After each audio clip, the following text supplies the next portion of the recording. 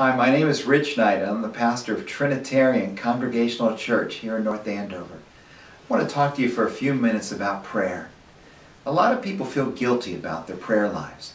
Do you ever feel that you're not sure how you should pray and you're not sure you're doing it right?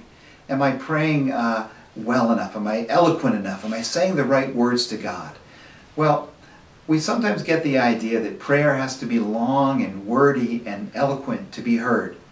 And to be truthful, it's our fault. It's the fault of clergy. Because when we pray these prayers in church, sometimes they're long and they're wordy. Because we put a lot of thought into our prayers. But, you know, in my daily life, my prayers are often pretty short. I once timed myself praying the Lord's Prayer. Okay, we all have quirky habits. I time my prayers sometimes. It took me 22 seconds to pray the Lord's Prayer. Do you remember that the Lord's Prayer was the model prayer?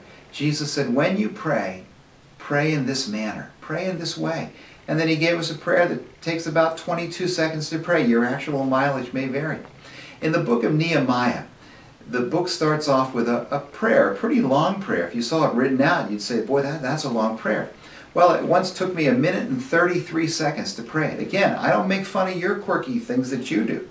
Well, if I told you that I had a prayer time with God, a quiet time with God, where I prayed 1 minute and 33 seconds, would you think I was a spiritual giant? Probably not. But Nehemiah was a spiritual giant.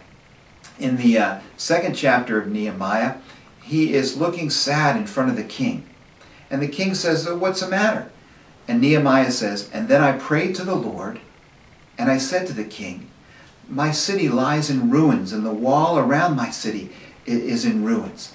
Now, I want to suggest to you that he didn't stop and bow his head when he said, and then I prayed, in the moments between when the king asked him the question and when he responded. I think he said a one-sentence prayer. And God heard that prayer and answered. The king said, well, I'll need to send you back to Jerusalem to rebuild the city and rebuild the wall. That's what Nehemiah did. That's what he's known for. A little later on in the book, he's rebuilding the wall, and the work is really hard. And he said, and then I prayed, Lord, strengthen my hands. And God heard that prayer, and that wall got rebuilt. Prayer doesn't have to be long and wordy and eloquent to be heard.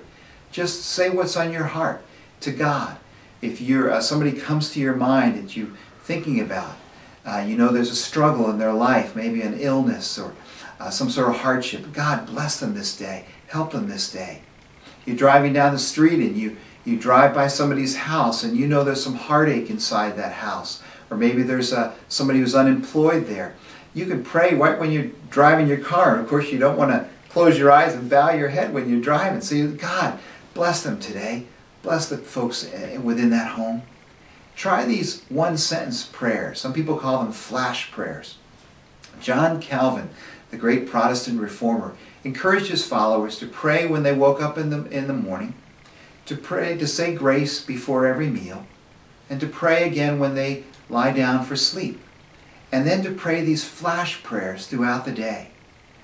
That's a pretty good way to spend the day with God, to spend the day in fellowship and communion with God. So try it. May God bless your prayer life and your life with God with peace and joy and purpose. God bless you always.